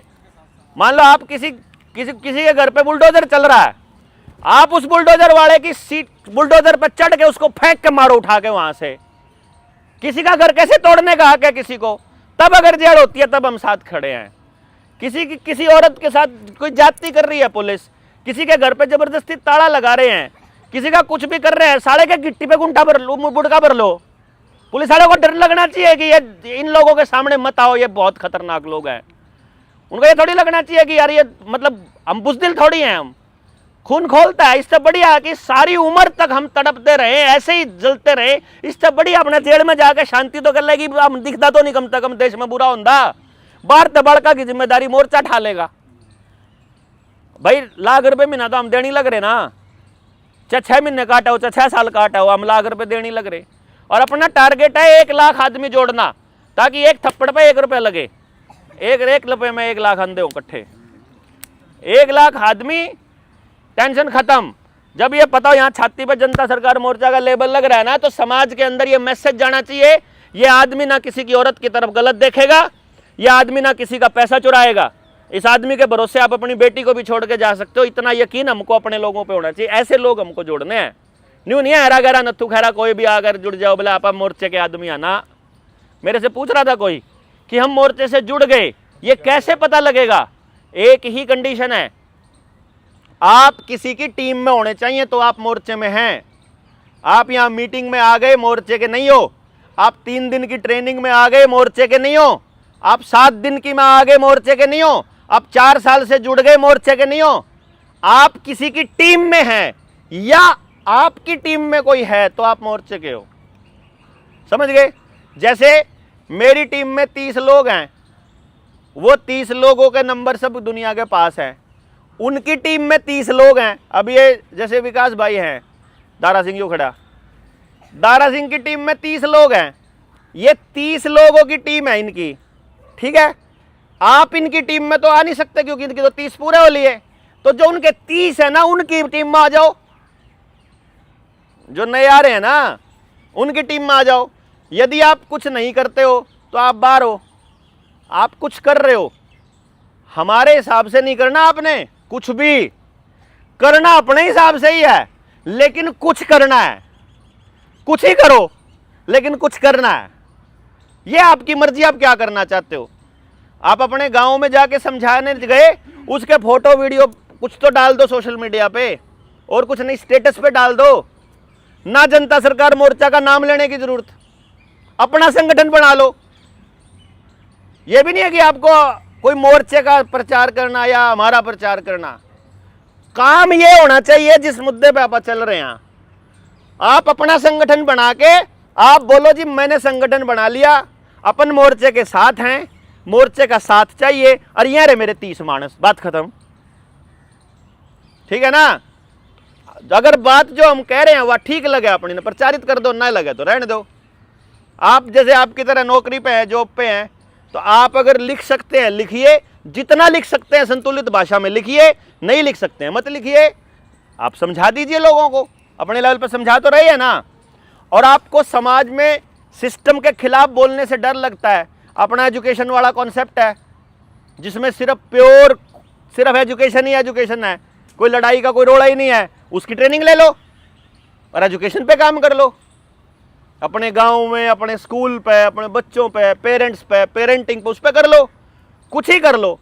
क्योंकि असल में जब आप अपने बच्चे के लिए कुछ करना चाहते हो तो आपको उसके खाने पे भी फोकस करना पड़ेगा, तो आपको किसान को भी समझाना पड़ेगा कि तुझे खेत में क्या उगाना है। वरना किसान का जो जहर उगाया हुआ अनाज है उसी से आपका ब्रेड बनता है, उसी से आपका बिस्किट बनता है, उसी से आपके बच्चे उसमें मेस में खाना खाते हैं, उसी से ढाबे का तेल और उसी में जो पीजी में रहता है या हॉस्टल में रहता है, सारा कचरा उस किसान के जहर वाले अनाज का ही तो खाता है वो। इतनी अकल ही नहीं मारेगा कि हम अपने बच्चों को भेज रहे हैं, बोला मेरा बच्चा बेंगलोर पढ़ा, बेंगलोर में जाकर हॉस्टल में खावे क्या है, वो कचरे के अलावा कुछ भी नहीं खाता। मैं तो इस चक्कर में 93% आया था मेरे बेटे का इंजीनियरिंग में, मैंने तो डलवाया ही नहीं, फ्री सीट पे होने लग रहा है उसका, स्पोर्ट्स कोटे से इंटरनेशनल प्लेयर है। बोला जी मैं वहाँ छोड़ यार, क्या करने डिग्री का, नौकरी करने के अलावा डिग्री किसी काम ही नहीं आती, नौकर बनने के लिए थोड़ी पैदा किया है। तू खेल आराम से, क्यों टेंशन लेता है। कॉलेज में जाएगा कचरा खाएगा, इससे अच्छा तो अपना बिना खाए बिना सर्टिफिकेट के घर में रह ले। छोटी सी जिंदगी मिली है इसमें सर्टिफिकेट लेकर मरने के बाद सारे सर्टिफिकेट यहीं धरे रह जाते हैं, किसी काम नहीं आते। आपके पुरखों का कोई सर्टिफिकेट नहीं था, लेकिन जिसने अच्छे काम किए वो आज भी याद रहता है। जैसे आपके दादाजी थे, परदादा थे, हैं, तो वो याद रहता, वो तो याद रखेगी दुनिया जिन्होंने किया है। तो अब हमारे पास ये है ऑप्शन कि पहला नंबर हम जोनल करें या फिर हम सीधी डायरेक्ट जो है डिस्ट्रिक्ट वाइज मीटिंग करने के बाद डायरेक्ट अपनी 1000 लोगों की मीटिंग बुला ले, जो अपनी 50 लोग छांट के आप जिन लोगों को जानते हो उनसे संपर्क कर लो। जैसे मान लो आज आप सोशल मीडिया पे डाल दो कि भाई जनता सरकार मोर्चा की अगली ट्रेनिंग में जिसको शामिल होना हो इस नंबर पर संपर्क करो। मान लो आपसे संपर्क किया 20 लोगों ने, ठीक है ना, तो उनके नंबर नोट कर लो अपने पास और सारे साथी आपस में जुड़ जाओ और जिस दिन ट्रेनिंग की कॉल आए 3 दिन के लिए आ जाओ, है कि नहीं भैया। ऑप्शन तो कोई नहीं है ना, बोलना क्या है, कहना क्या है, कहाँ जाना है, किससे बात करनी है, कैसे लोग जोड़ने हैं, जुड़ के करें क्या बस जुड़ गए। अब जब तक इस बात को आगे तक लेके नहीं जाएंगे और अपनी समझ विकसित नहीं करेंगे, हमें खुद फायदा ना हो, हमारे बच्चों को फायदा ना हो, हमारे पड़ोस को फायदा ना हो, तो जुड़ने का मतलब क्या है। हमें हिम्मत महसूस होनी चाहिए कि हम ऐसे लोगों से जुड़े हैं, हमें ये फील होना चाहिए। अगर अच्छे लोगों से जुड़े हैं तो अच्छा फील होना चाहिए, और बुरे लोगों से जुड़ा फील होता है तो अपना छोड़ दो, अच्छे लोग ढूंढो समाज में, जो जैसा लगता हो वैसा महसूस करके उस हिसाब से कुछ करो। अच्छा फील करोगे तो अच्छा करो, थोड़ा सा अच्छा करो, देखो कितना मजा आता है, अंदर से, भीतर से खिल उठता है अंदर से जब हम किसी के लिए अच्छा करते हैं बिना किसी स्वार्थ के। ये पहली कंडीशन है जी। मैं जो यहाँ आ गया हूँ आपके बीच में, आपसे बात कर रहा हूँ, 9 साल से जो बोल रहा हूँ, जो दर दर भटक रहा हूँ, मुझे इसके बदले में कुछ भी नहीं चाहिए। जिंदगी में आपसे मांगूंगा नहीं, अपने लिए व्यक्तिगत नहीं चाहिए कुछ भी। मरने के बाद की टेंशन है मैंने, तो मरने के बाद तो आप लोग संभाल ही लोगे, कोई दिक्कत नहीं, बालको ना है, क्योंकि जोड़ जीते जी अपन जोड़ के कुछ नहीं जाएंगे। तो मरने के बाद का जुगाड़ करने लग रहे हम तो आपने भी करना हो तो इंश्योरेंस कंपनी है अपनी, तो बिना इन्वेस्टमेंट के बिना प्रीमियम भरे इंश्योरेंस है, ठीक है। ये ऐसा परिवार जोड़ रहे हैं जहां जीते जी आपके परिवार की जिम्मेदारी आपकी और मरने के बाद फिर बाकी के 999 की।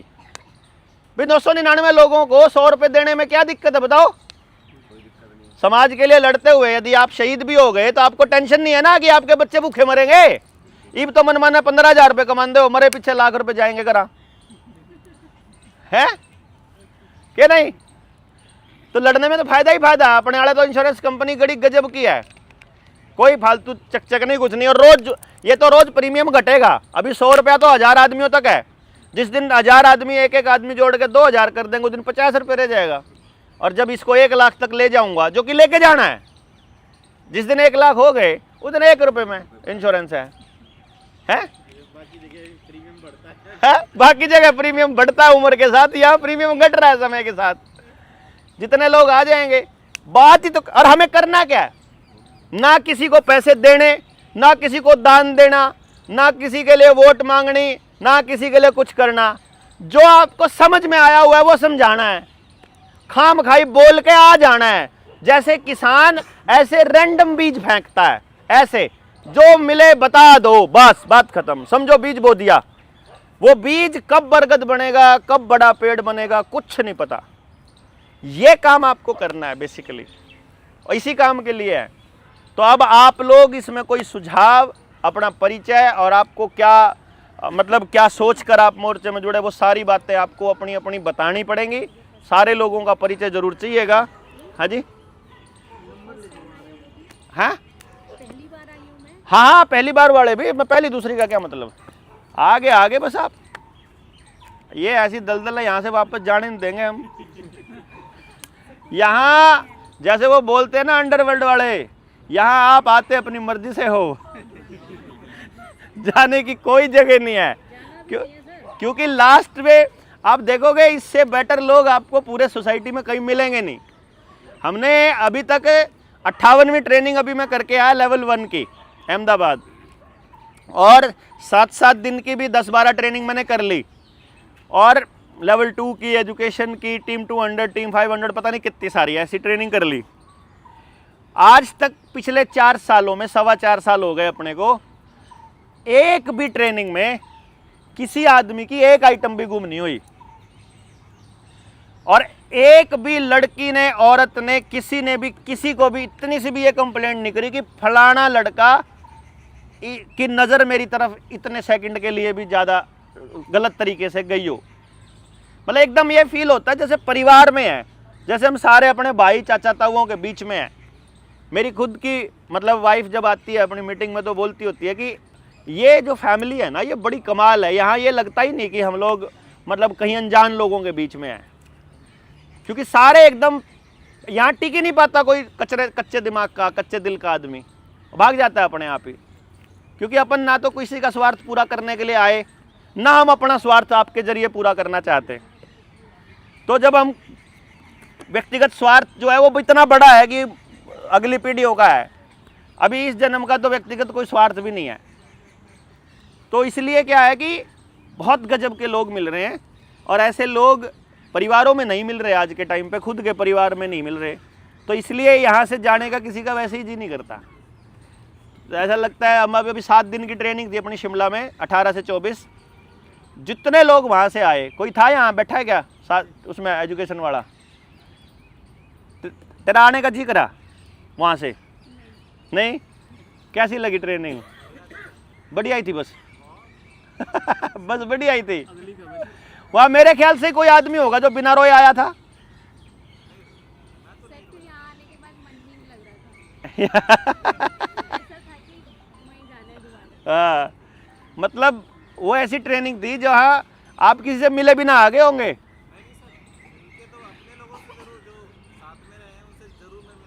हाँ, लेकिन आने का मन नहीं था, लेकिन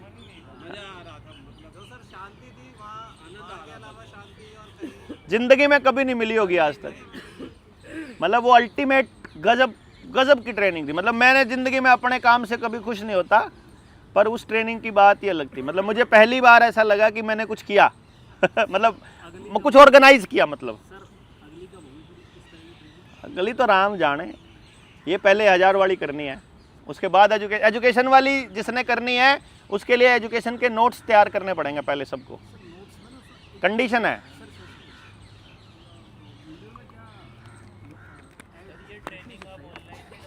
हैं? ये ट्रेनिंग ऑनलाइन नहीं डालते? ना जी ना।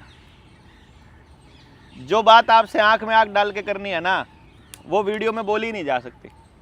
जो वीडियो में डालनी है वो वीडियो में डालने की है।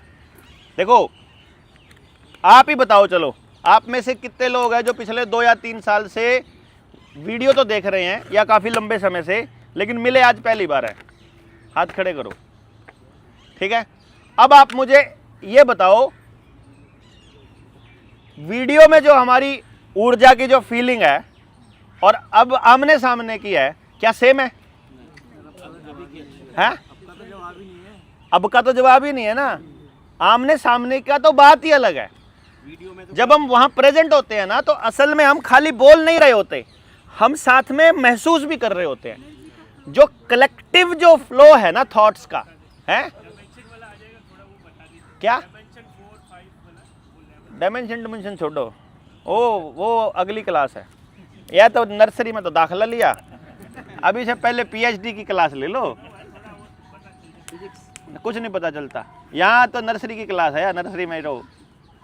वो जैसे छोटा बच्चा पूछ ले कोई बड़ा सवाल तो उसको कहते हैं बेटा तू थोड़ा बड़ा हो जाए फिर समझेंगे। तो अपन जब जुड़ेंगे तो जहाँ जिस लेवल की बात होती है वो तो आपको वीडियो में सुन लिया, हम सबसे थोड़ी करते हैं वो बातें। अभी 7 दिन की ट्रेनिंग में खूब हुई इस टॉपिक पर बात। हो जाने दो, ऐसे लोगों को जल्दी जाने दो। जो कच्चे दिल के लोग हैं, जिनकी समझ अभी परिपक्व नहीं है, उनको अभी नाराज करने के लिए ही मैं ऐसी वाहियात बातें बोलता हूँ। वरना मुझे मीठी मीठी और अच्छी लपेट के मीठी मीठी भी बोलनी आती है, वो बोली ही इसलिए जाती है। देखो जब मैं राधा स्वामी के लिए गलत बोल रहा हूँ ना, तो मेरा पर्पज राधा स्वामी को टारगेट करना नहीं है। उसका मैं क्या बिगाड़ लूंगा यार, वो इतना बड़ा एम्पायर खड़ा करके बैठा है बंदा ब्यास वाला।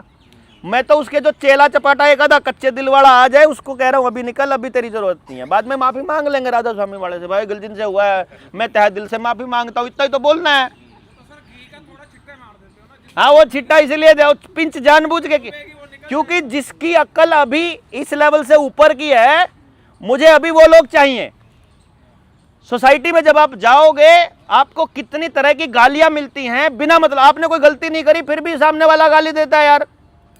अगर आप में थोड़ा सा भी पेशेंस नहीं हुआ तो आप तो मतलब एहसान जता दोगे सामने वाले के ऊपर कि मैं तुझे बचाने आया हूं, तो मेरी बात नहीं सुन रहा।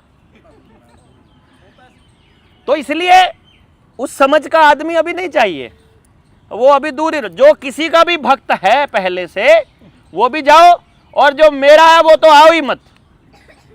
मतलब यहां किसी का भक्त आदमी नहीं चाहिए, फॉलो करने वाला आदमी नहीं चाहिए। हमको वो आदमी चाहिए जिसका जमीर जिंदा है, जो सवाल पूछ सकता है, जिसकी अक्ल अभी भी बातों में से क्वेश्चन निकाल सकती है, जो अभी सवाल ढूंढ रहा है, जो जवाब ढूंढ रहा है सवालों के, जिसके जहन में सवाल हैं, जो उन सवालों के जवाबों के लिए कहीं भटक रहा है और उसे नहीं मिल रहा है, तो वो लोग अभी चाहिए फिलहाल, क्योंकि वही सवालों के जवाब दे पाएंगे। और जिनमें पेशेंस है वही उनको तक जा पाएंगे। जैसे जो आपका बेटा है ना, छोटे वाला, जो कंप्यूटर का जो आदी बच्चा है, ये जो बच्चे होते हैं बहुत स्पेशल होते हैं। आप एजुकेशन की ट्रेनिंग करोगे ना, जब मैं ग्रुप में आप सारों का नंबर आ जाएगा, सबने लगा दिया ना अटेंडेंस। जब एजुकेशन की ट्रेनिंग डाल देंगे आज ग्रुप में, आप उसको करना आराम से बैठ के। अगर लिख सकते हो तो लिखना, तुम भी लिखना, बहुत मजा आएगा। तुम्हें अपने बारे में क्या करना है जिंदगी में सब पता चल जाएगा, तरीके से करोगे। क्या था? देखो ना लिख के, देखो एक 10-11 घंटे की वीडियो है, ऐड आती है। उस लड़के ने, मेरे लड़के ने ऐसा कर रखा है ना, हम पैसे देते हैं और YouTube में बिना ऐड का कर रखा है। बिना ऐड का करे, चलो ऐड का तो ऐसा है फिर। नहीं, मैंने उसमें वो मोनेटाइज भी नहीं की हुई वो वीडियो। मैंने ऐड कैसे रिमूव करे फिर मैं उसमें, मेरे को कोई बता दे।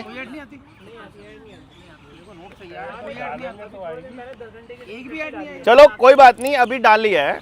आप लोग एक काम करो, ऐड भी आ रही है, हट जाएगी, कोई बात नहीं। अगर आप आराम से बैठे हो तो ज़्यादा कोई टाइम नहीं लगता। उसको एक बार आपको अपने ऐसा कर रखा है कि एक YouTube ऐसा दे रखा है, हम पैसे नहीं देते बिना ऐड का। हाँ समझ गया, लेकिन ये समझो अगर आप करोगे ना उसको, अगर आप कर लोगे ना, तो ये समझो जैसे आपने करी है, आप तो ये भी करी है। मतलब मुझे थोड़ा आप अपना व्यक्तिगत एक्सपीरियंस बताओ। मुझे ऐसा लगता है कि लाइफ की 70% प्रॉब्लम्स का सलूशन तो उसको करने के बाद ही खत्म हो जाता है। हाँ,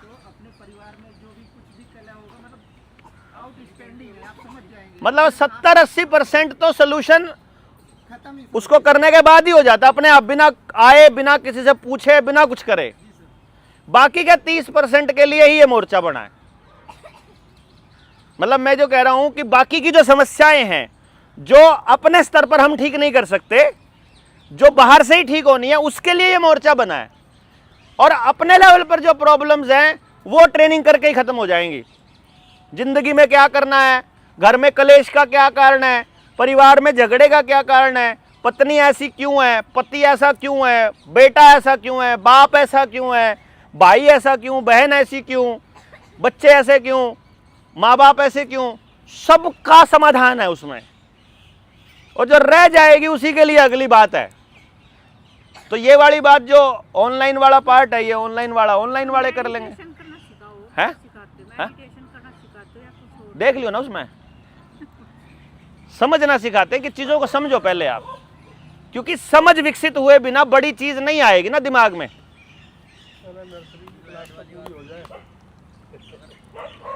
अभी आप मैं सबसे राय पूछूंगा, सारे